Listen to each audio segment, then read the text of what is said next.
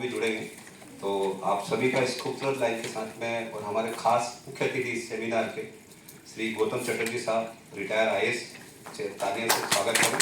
MahaRERA founder chairman. जब found होती कोई सी चीज तो उसको उसके नाम से याद की जाती। He is the founder of chairman MahaRERA. और हाउसिंग गृह निर्माण में तो थे महाड़ा में, तो एक लंबा अरसा लंबी 3 सदी कम से कम इन्होंने गृह निर्माण हाउसिंग में बिताई। तो मैं आप सभी का और आपकी तरफ से रियल एस्टेट स्टडी सर्कल की तरफ से, अजय भाई की तरफ से मैं बड़ी खूबसूरत लाइन के साथ में हमारे मुख्य अतिथि गौतम चटर्जी साहब का स्वागत करता हूं कि ना कोई राह आसान चाहिए, ना कोई राह आसान चाहिए, ना ही हमें कोई पहचान चाहिए। इस तरह के सेमिनार जो रहते ना कोई राह आसान चाहिए, ना ही हमें कोई पहचान चाहिए। एक ही चीज मांगते हैं रोज भगवान से, आप सभी के चेहरे पर हर पल प्यारी सी मुस्कान चाहिए, हर पल प्यारी सी मुस्कान चाहिए।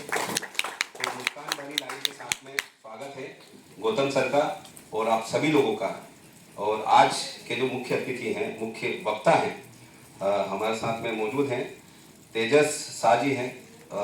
आर्किटेक्ट रीडेवलपमेंट में बड़ा रोल होता है, इंजीनियर्स। और तो ये महोदय आपको बताएंगे किस तरह से रीडेवलपमेंट में टेक्निकल पार्ट होता है, बड़ा इंपॉर्टेंट होता है। आप लोगों को समझने की जरूरत है। हाउसिंग सोसाइटी के काफ़ी लोग हैं यहाँ पे और प्रोफेशनल्स काफ़ी हैं। प्रभु सर कुछ मिनटों में जुड़ेंगे, वो बताएंगे आपको हाउसिंग सोसाइटी से रिलेटेड जो इश्यूज होते हैं। 79A क्या होता है, आपको 33(7) में किस तरह से पूरी जर्नी होती है, तो इसके बारे में बताएंगे। हर्षुल सावला एज ए डेवलपर एंगल से बताएंगे। तो मैं चाहूँगा कि अजय चतुर्वेदी जी आप आएँ और हमारे अतिथियों का स्टेप बाय स्टेप उनका इंट्रोडक्शन करके उनको इनवाइट करें। सबसे पहले अजय चतुर्वेदी जी।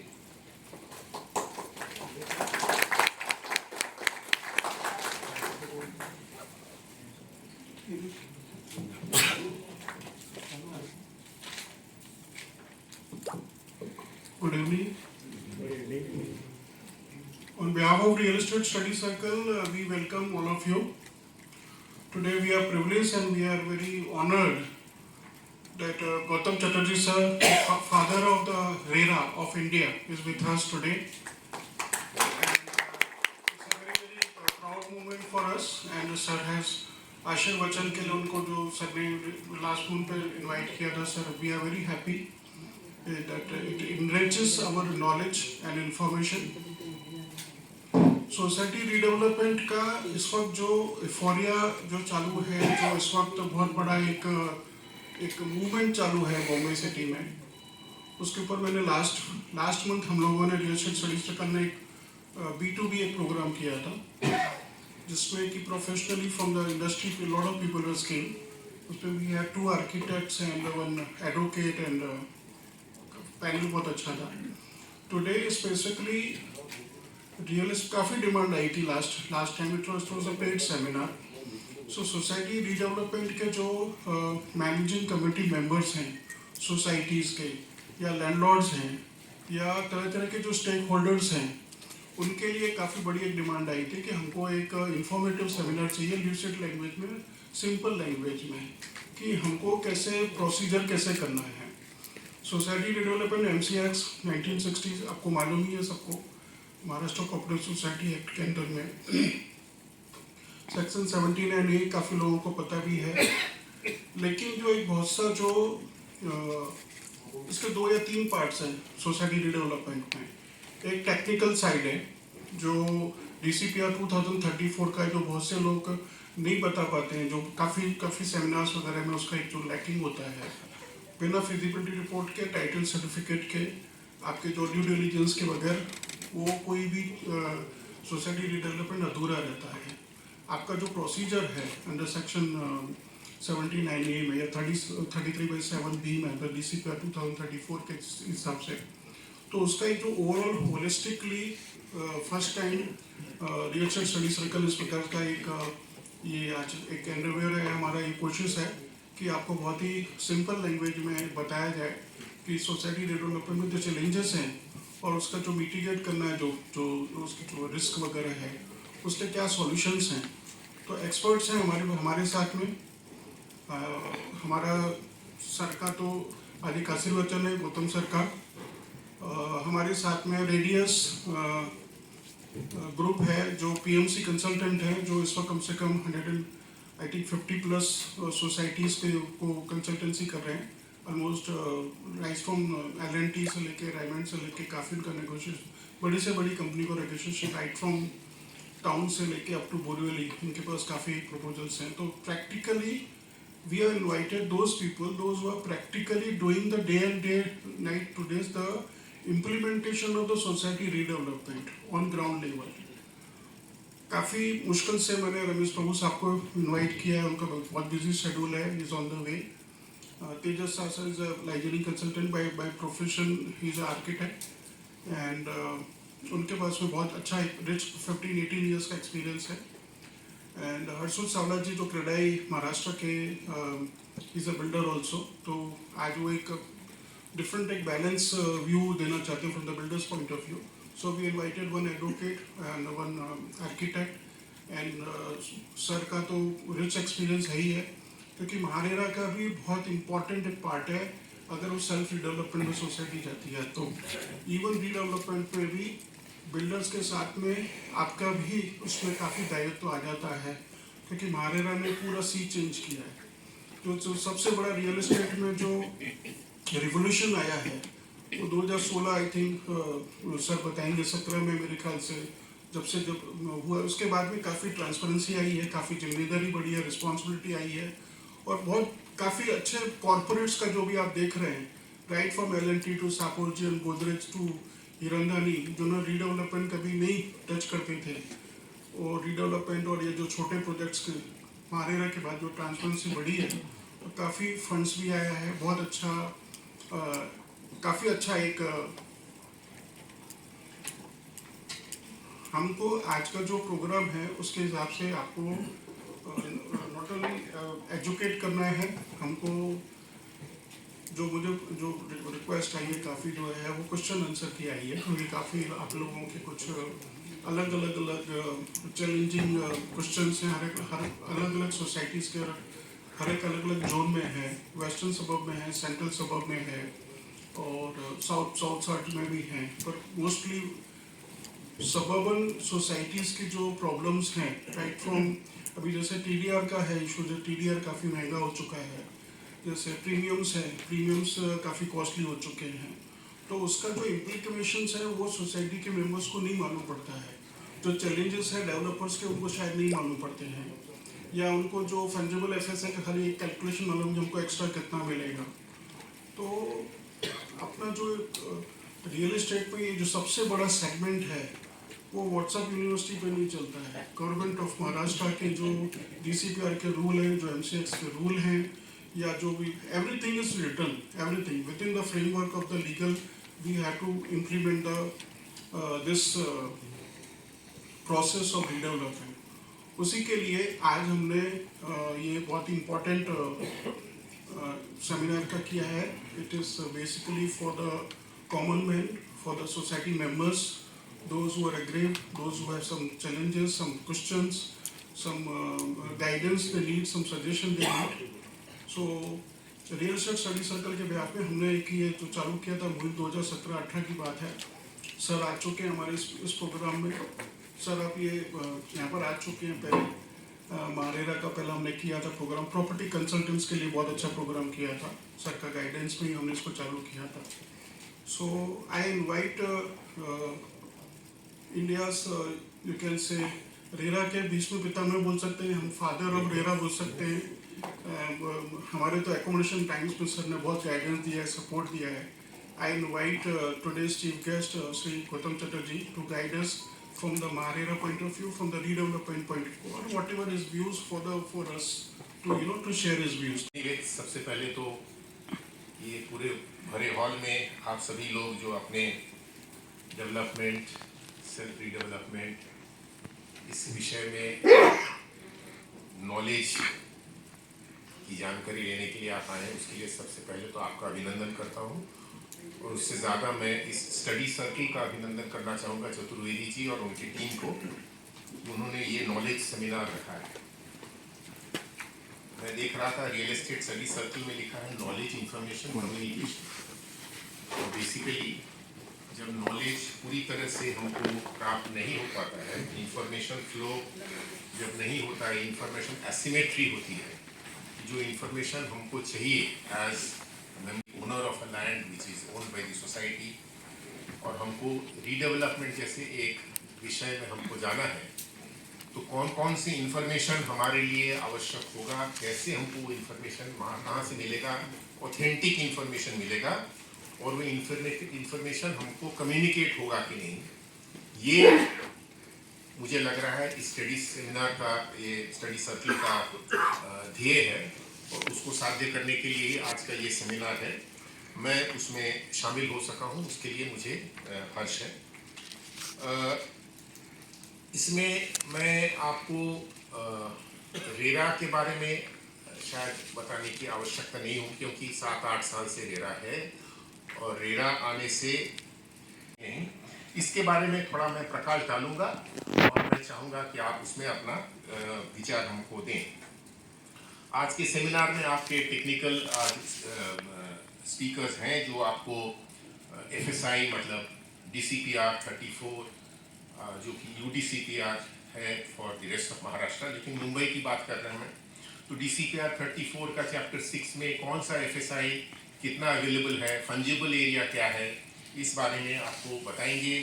इसके अलावा सारी डॉक्यूमेंटेशन कौन कौन सा हमको लगता है कि कोई रिडेवलपमेंट का विचार अगर हमारे पास हो, 30 साल से ज़्यादा सोसाइटी अस्तित्व में है और उसमें अगर डिलैपिडेशन है या हमको लगता है कि रिडेवलपमेंट होना चाहिए, तो उसका ओनरशिप कैसा है, अगर महाडाका है या गवर्नमेंट ऑक्यूपेंसी क्लास 2 है, तो उसको कन्वर्ट करने का क्या होना चाहिए, ये सारा नॉलेज जो है इसके लिए एक्सपर्ट्स आप हैं, वो आपको ज़रूर बताएंगे, और मैं समझता हूँ कि वो बहुत ही फलदायक होगा, क्योंकि उसमें बहुत सारे प्रश्न जो हैं वो आपके उसमें से निकल आएंगे। मैं आपको एक दूसरे विषय पे लेके जाऊंगा जहाँ पर कि कितने गैप्स हैं आज, जो कि रेरा के आने के बावजूद भी जो है रीडेवलपमेंट का कौन कौन सा एस्पेक्ट कवर नहीं हो पा रहा है, और अगर नहीं हो रहा है तो आगे हम कौन सा स्टेप अपना सकते हैं, ताकि अगर कोई गैप है जो कि आज रेरा कायदा आने के बावजूद भी नहीं कवर हो रहा है, तो उसको हम कवर कर सकें। इसके बारे में थोड़ा सा विचार हम लोग कर रहे हैं, कुछ एक्सपर्ट लोग जो हैं, और वो मैं आपसे शेयर करूंगा। विषय ऐसा है कि रेरा में ये कहा गया है, section 3 of the RERA act, उसमें कहा गया है कि कुछ एग्जेम्पशंस है कि कौन कौन से प्रोजेक्ट्स जिसको कि रेरा के तहत रजिस्टर करने की आवश्यकता नहीं है। उसमें repair, renovation, reconstruction which does not involve any sale of tenements। अब हालांकि यहाँ पे जो भी रिडेवलपमेंट होता है, एवरी रिडेवलपमेंट, हालांकि वो डेवलपर ओरिएंटेड हो या सेल्फ रिडेवलपमेंट हो, सेल ऑफ टेनेमेंट्स तो करना ही पड़ेगा, क्योंकि उसी से जो है क्रॉस सब्सिडी जनरेट होता है, उसी से जो है सोसाइटी का वो बिल्डिंग वायबल हो पाता है। लेकिन ये भी देखा गया है कि हर जगह जो है कंपोजिट बिल्डिंग नहीं बनता है, मतलब रीडेवलपमेंट होने के बाद सोसाइटी का प्लॉट इतना छोटा था कि रीडेवलपमेंट होने के बाद वहाँ एक ही बिल्डिंग बनेगी, और एक ही बिल्डिंग में जो है original tenants, original society members और जो बायर्स होंगे वो दोनों उसी में जो है उसको संभाल लिया जाएगा। बहुत जगहों पे जो है ऐसा किया जाता है कि अलग विंग्स होते हैं फॉर वट एवर रीज़न, और शायद सोसाइटी ओरिजिनल भी नहीं चाहती है कि हमारे जो ओरिजिनल मेंबर्स हैं उनके साथ जो नए बायर्स हैं उनको भी हमारे साथ ही डाल दें, ऐसा भी हो सकता है। तो यूजुअली देखा जाता है कि इसमें कंपोजिट बिल्डिंग, एक ही बिल्डिंग में सारे लोग हैं, ऐसा नहीं है, अलग अलग विंग्स हैं, अलग अलग बिल्डिंग्स ही हैं। अब इसमें दो चीज़ें होती हैं, एक अगर आप साथ में रहना हो तो उसमें प्रॉब्लम होता है कि हमारे नए मेंबर्स जो आएंगे सोसाइटी में हम कैसे घुल मिल पाएंगे या नहीं, प्रॉब्लम ज़्यादा बढ़ जाएंगे कि नहीं, ये एक शंका होती है। दूसरी तरफ अगर मान लीजिए इस शंका के लिए अगर हम डेवलपर या किसी को बोले कि नहीं अलग अलग ही बिल्डिंग बनाओ, तो डेवलपर चाहेगा कि हम वो सेक्शन 3 का जो एग्जेम्पशन क्लॉज है रेरा का वो इस्तेमाल करें, और करके जो जब तक हम रीडेवलपमेंट का फेस बनाएंगे अलग बिल्डिंग, तब तक हमको रेरा रजिस्ट्रेशन की आवश्यकता नहीं है, क्योंकि तब तक जो है फ्री सेल टेनमेंट बन नहीं रहा है, क्योंकि उसमें वो चाहेगा, डेवलपर चाहेगा कि उस जगह को पूरा खाली करने में जो टाइम लगता है, क्योंकि कुछ इश्यूज होते हैं, बहुत सारे लोगों के दिमाग में शंका होती है कि मैं खाली करके चला जाऊं ट्रांजिट में और बिल्डिंग शुरू नहीं हुआ तो क्या होगा। तो शायद 80% चले गए, 20% नहीं जा पाए, प्रॉब्लम हो जाता है। 80% वहाँ पर जो है बोलते हैं कि भाई इतना दिन से हम बाहर हैं, अब 1 साल हो गया, हमारा रेंट भी बंद हो गया। और जो 20% गए नहीं, उसके चलते डेवलपर काम भी नहीं शुरू कर पाया। और ये हुआ कि ये रेरा के बाहर ही रहा, तो उस पर कोई रेगुलेशन लगा नहीं। तो इससे लिहाज से जो है ऐसे बहुत सारे सोसाइटीज़ के बिल्डिंग होंगे जो इस स्टेज में है कि जो है शुरू हुआ, और शुरू होके वो जो प्रोसेस है लंबा सा, up to getting an IUDCC commencement certificate. Commencement certificate तभी मिलेगा जब वो जगह खाली हो गई। तो तब तक का जो प्रोसेस है, उस प्रोसेस में अगर कहीं पर अटक गया तो फिर उससे हम कैसे बाहर निकल सकते हैं। एक तो है कि ऐसे सेमिनार के थ्रू हम इंफॉर्मेशन, नॉलेज शेयरिंग हम करेंगे। जो प्रश्न है, पेन पॉइंट्स हैं, ये दिक्कतें हैं, उन दिक्कतों के बारे में हम पूछेंगे और हमको इंफॉर्मेशन एक्सपर्ट्स यहाँ पर आके देंगे। लेकिन मैं चाहता हूँ कि ये और सिस्टमैटिक हो, और ओवरऑल जो है इंफॉर्मेशन हमको किसी पर डिपेंड करके इंफॉर्मेशन सीख करने की आवश्यकता ना हो। Can we have a system जहाँ पर कि इंफॉर्मेशन एसिमेट्री जो है, जो इंफॉर्मेशन हम ढूंढ रहे हैं नहीं मिल पा रहा है, किसी पर हम अवलंबन है, ऐसा सेमिनार होगा, चतुर्वेदी जी हमको बुलाएंगे, तभी हम जाके प्रश्न पूछेंगे, तभी हमको इंफॉर्मेशन मिलेगा। ऐसा क्यों होना चाहिए?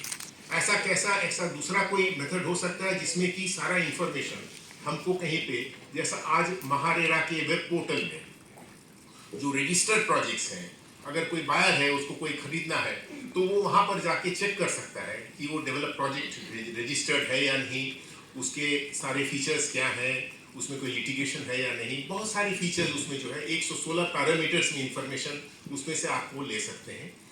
तो 3 चीज़ें जो रेरा के तहत मिल सकता है। एक जो है ट्रांसपेरेंसी, मतलब इंफॉर्मेशन जो हम ढूंढ रहे हैं वो हमको आसानी से किसी पे डिपेंड न करते हुए एक ओपन पब्लिक डोमेन में, एक पोर्टल में हमको मिल सकता है। इससे उस ट्रांसपेरेंसी से हमको एम्पावरमेंट होता है। हम जो डिसीजन लेंगे वो डिसीजन जो है उस ट्रांसपेरेंसी के तहत हम बेटर डिसीजन ले सकते हैं, जिसको कहते हैं I can make an informed choice. दूसरा ये होता है कि आज जब हम इस तरह के निर्णय लेंगे खरीदने की, मैं रेरा की बात कर रहा हूँ, तो हमको जो है ट्रस्ट होना बहुत जरूरी है। ट्रस्ट किस पे? जिससे मैं खरीदूंगा, जिससे मैं पूरे मेरे जिंदगी भर की जो मेरी पूंजी है उसको लगा के मैं शायद घर खरीदूंगा। उसके लिए मैं जो पैसा बुकिंग करूँगा, या कोई ग्राहक पंचायत जैसी बॉडी जो आपको रिप्रेजेंट करता है, दे आर ऑल फैसिलिटेटर्स। तो एसेंशियली जो है, प्रेजेंटेशन है आपका,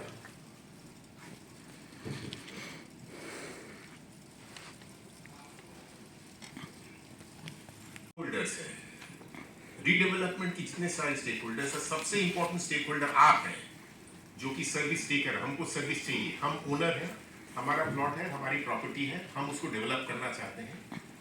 और दूसरे एंड में है जो लोग आपको सर्विस प्रोवाइड करेंगे।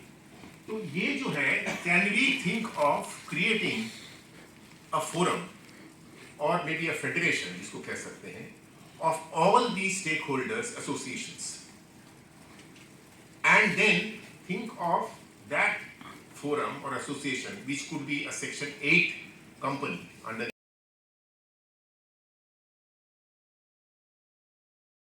जिसमें कि आपका सबसे बड़ा रोल होगा to see how can we bridge the gap of the transparency, bring in the trust factor and try to see कि timely completion हो सके। तो housing societies will be at one end of the service receivers, and then the service providers में of course project management consultant, जिसके आपके प्रतिनिधि आज आपसे बात करेंगे।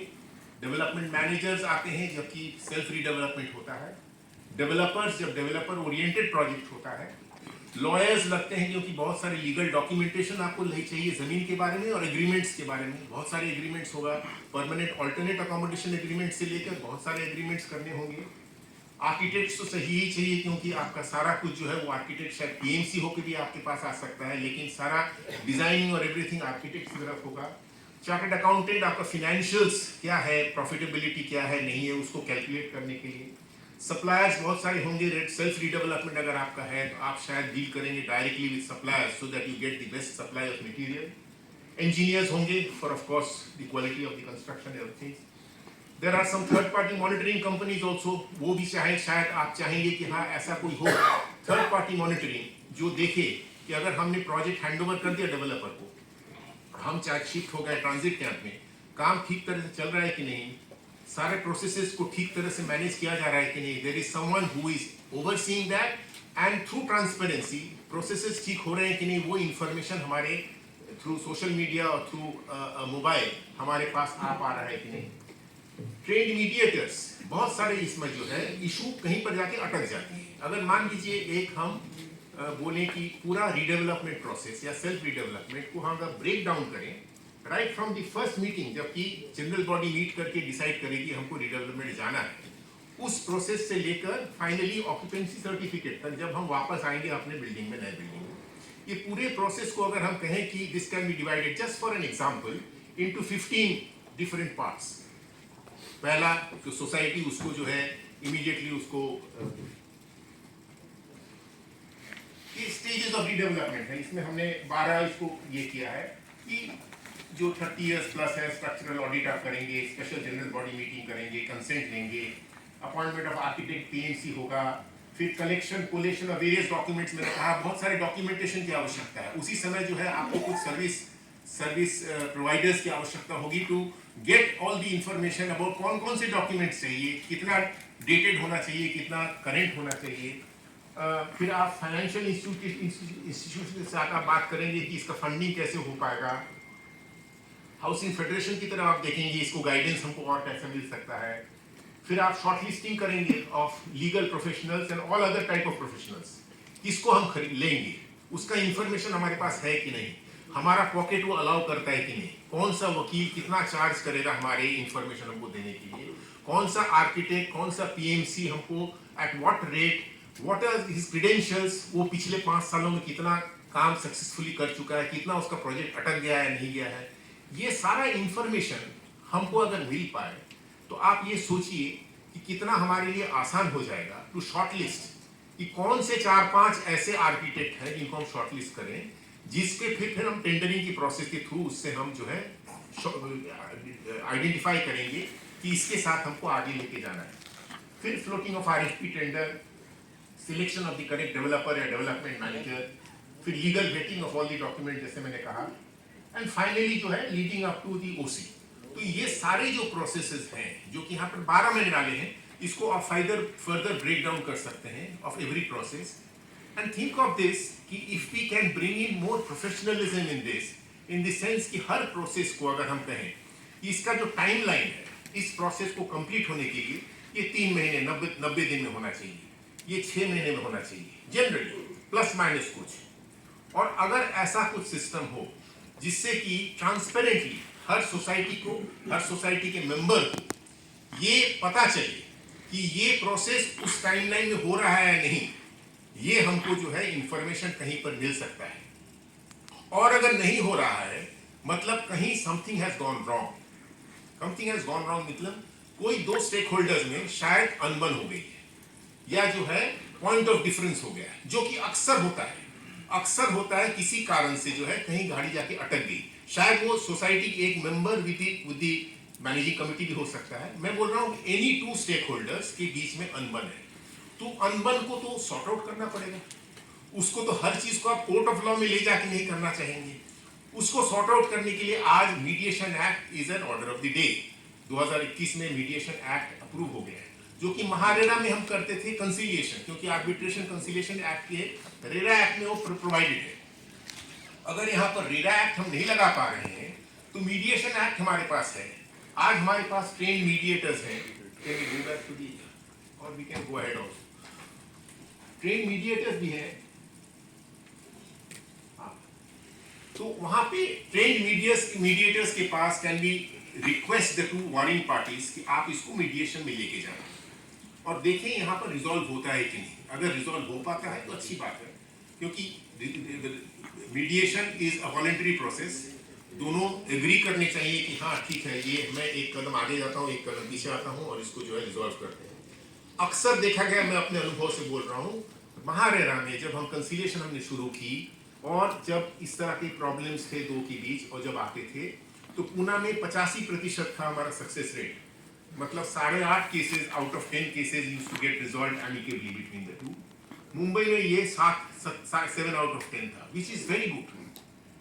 मतलब इतने सारे केसेस क्वासाई जुडिशियल या जुडिशियल प्रोसेस में, कंज्यूमर कोर्ट में या सिविल कोर्ट में या क्वासाई जुडिशियल महारेरा कोर्ट में जाने के बजाय अगर मान लीजिए ये they are getting resolved by the two sitting across and someone called a mediator trying to put some sense in the discussion and resolving it, then that's the best thing possible. So the point here was that we were thinking of trying to create a body, a legal entity called a stakeholders council, which will be a section 8 company. Section 8 company, if you know, is a non-profit not a loss company, or which will work as a centralized platform. Now let us compare this with the platform that we have, a digital platform जो कि आज महारेरा का है या बाकी RERA बाकी state में जैसा है, जहां पर कि सारा इंफॉर्मेशन इज पुट आउट। यहाँ पे इंफॉर्मेशन क्या चाहिए आपको, जो आज आपको ये शाहजी या सावला रमेश प्रभु आपको बताएंगे रिगार्डिंग एफएसआई या महाडा लैंड का अगर हो तो होगा, तो गवर्नमेंट लैंड का होगा तो कैसे होगा, जो कुछ विषय पे और कुछ प्रश्न आप पूछेंगे तो आपको जो बताएंगे। Can this be again, rather than being dependent on some people कि ये हमको बताएंगे तभी हमारा information knowledge बढ़ेगा, can we try and put out all that information on a web portal which is available to everyone, ताकि at a click of a ये you will be able to know कि क्या GRs कौन-कौन से हैं, DCR के provisions में FSI क्या permissible है हमारे लिए, कोई CRZ या कोई मैंग्रोव आने के चलते वहाँ पर जो है मेरा FSI restrict हो जाएगा या नहीं। ये सारे जो प्रश्न जो आते हैं जहां पर कि आप टोटली डिपेंड करते हैं on someone coming as a PMC और वो हमको एक्सप्लेन करेगा, उसके पहले ही इंफॉर्मेशन जो हम खुद जितना गैदर कर सकें बिफोर मैं पहला स्पेशल जनरल बॉडी मीटिंग लूं और जहां पर कि लोगों को बताऊं कि ये सारा इंफॉर्मेशन हमारे पास है और हमको लगता है कि इसमें प्रॉफिटेबल होगा if you go ahead with redevelopment और if you go ahead with self redevelopment, और उसके चलते हमको जो है 1 2 3 इस तरह से प्रोफेशनल चाहिए। वो प्रोफेशनल के लिए भी जो है यही फोरम है, इसमें जितने प्रोफेशनल्स जो सर्विस प्रोवाइडर्स हैं उन सर्विस प्रोवाइडर को ऑनबोर्ड किया जाएगा थ्रू देयर रेस्पेक्टिव एसोसिएशंस। जैसे डेवलपर्स हैं, यहाँ पर बिल्डर्स एसोसिएशन ऑफ इंडिया की तरफ से हमारे ये है, इसी तरह से क्रेडाई है, नरेटको है, ऐसे डेवलपर्स एसोसिएशंस हैं। उसी तरह से आर्किटेक्ट्स के एसोसिएशन है पिएटा, लॉयर्स के एसोसिएशन है बार एसोसिएशन, चार्टर्ड अकाउंटेंट के एसोसिएशन है। हर सर्विस प्रोवाइडर का जो मैंने यहाँ पर नाम बताया वो सारे लोग जो हैं they are members of some association. Now if we can talk to those associations and onboard them into this body कि भाई ये आपका रिस्पॉन्सिबिलिटी है, ये चीज जो है जब तक इसको सरकार रेरा का एक्ट को अमेंड करके पूरा चीज को जब तक इसको अपने दायरे में नहीं लेता है तब तक can the stakeholders come together supported by the service takers. Obviously service takers will be most important क्योंकि you are the beneficiary of this. आपको पूरी information at the click of a button you are able to get. आपको इसमें जो है आप में से बहुत लोगों को मालूम होगा प्रैक्टो एक सर्विस है, एक स्टार्टअप है जिसमें कि कोई भी डॉक्टर, हमको किस तरह का डॉक्टर चाहिए उसमें आप जाके if you can click on that you will be able to find out the name of the doctor, उनका क्या चार्जेस है, कहाँ पर लोकेटेड है, कितना दूर है आपसे, क्या उसका प्रैक्टिस, कैसा उसका रेटिंग रहा है, जो लोग उनके पास गए हैं कैसा उनका रहा है। Something similar to that if suppose you are looking for an advocate और सम प्रोफेशनल और आपका जो है प्रोजेक्ट छोटा है, छोटा सोसाइटी है, उसमें हम जो है not looking at a big sort of Parimal Shroff है, ऐसा बड़ा लॉयर की बात आवश्यकता नहीं, ऐसा लॉयर जो मेरे पॉकेट के अनुसार I will be able to spend say for an example 20,000 रुपए में ये करेगा। You might be able to find that information here like a Practo.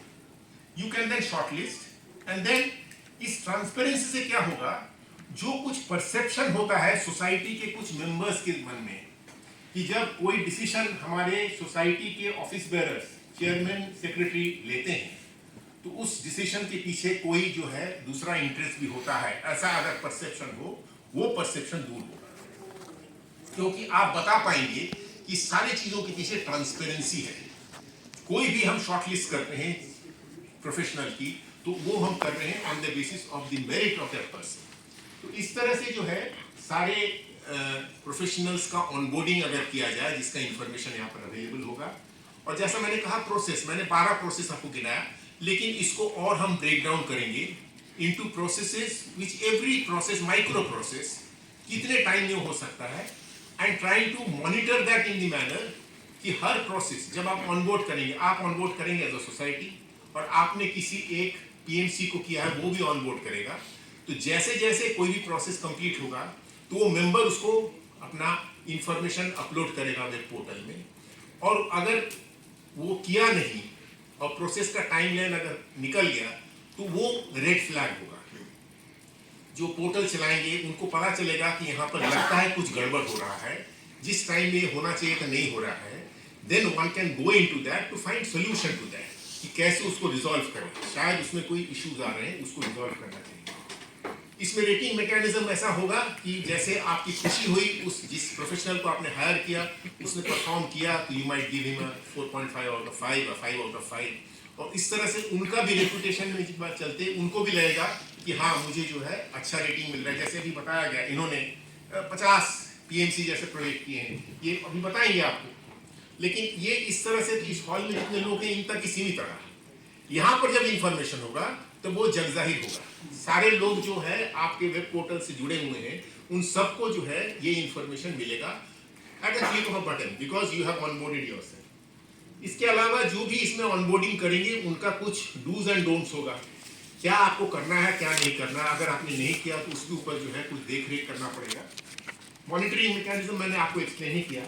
Mediation, जैसे मैंने बताया, कोई भी प्रोसेस अगर डिले हो रहा है, आगे पीछे हो रहा है, तो मीडिएशन के थ्रू है उसके जो है आगे हम ये कर सकते हैं। अब ये करने के लिए ऑब्वियसली ये आज के दिन में जो है सरकार से अभी बात नहीं की गई है, क्योंकि अभी इलेक्शन प्रोसेस है। इलेक्शन प्रोसेस में कोई डिस्कशन सरकार से नहीं हो पाती है। बट मुझे मेरा मानना है कि ये विषय जो है जब सरकार की नजर में लाया जाएगा, सरकार के आज 2 GR हैं, आपको मालूम है 2019 के दोनों GR हैं, एक कोऑपरेटिव डिपार्टमेंट का है, एक हाउसिंग डिपार्टमेंट का है। दोनों में बहुत सारी चीजें बताई गई है कि एम्पानलमेंट ऑफ पीएमसी होगा, हर डेवलपमेंट के लिए सोसाइटी को एक वेबसाइट बनाना पड़ेगा। अब ये सब जो है ऑन पेपर ही है, ना इस तरह से वेबसाइट बनता है, ना कोई एम्पानलमेंट बना है। अगर ऐसा नहीं बना है और अगर कुछ स्टेक होल्डर साथ में आके इस तरह से एम्पानलमेंट करें, इस तरह से वेबसाइट बनाए, तो मैं नहीं समझता हूं सरकार कहेगी कि नहीं आपने गलत काम किया है। तो मुझे लगता है कि सरकार अपने GR के तहत ही इसको बोलेगी कि हाँ, ये जो किया जा रहा है, आज के आगे जब सोसाइटी कुछ करेगा तो इसमें आप जाएं, इसमें से, और इस तरह के और भी अगर कोई वेबसाइट हो तो उसमें से आप इंफॉर्मेशन लें और आगे बढ़ें। तो मैं समझता हूँ कि that is another thing, but then source of revenue would be an important point here, and which we will work on that, because ultimately it will not be a profit making, but it has to run it. ये software बनाने के लिए जो खर्चा आएगा, तो इसमें मैं समझता हूँ कि जो स्टेक होल्डर्स के एसोसिएशंस हैं, बिल्डर्स एसोसिएशन, नरेटको, हाउसिंग फेडरेशन, बाकी जितने एसोसिएशन, पीएटा, उनसे बात करके उनको कन्विंस किया जाएगा तो वो जरूर आगे आएंगे, मेरा मानना है। मैं चाहता हूँ आप भी इसमें अपनी राय दें, कुछ प्रश्न हो तो हमको जरूर पूछें, and I stop here. Thank you.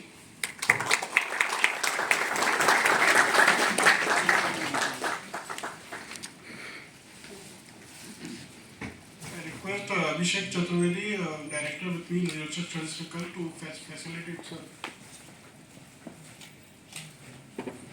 बहुत बहुत शुभकामनाएं। GRSC, घर रीडेवलपमेंट स्टेक होल्डर काउंसिल, नरेटको के भी रिप्रेजेंटेटिव थे वहाँ पे एक मीटिंग में, क्रेडा एमसीआई से भी थे, पेटा से भी थे, बिल्डर एसोसिएशन ऑफ इंडिया के भी थे, आनंद गुप्ता जी भी थे। तो काफी सरकार को रिप्रेजेंट करना बाकी है, तो एक अच्छी चीज चल रही है। नेक्स्ट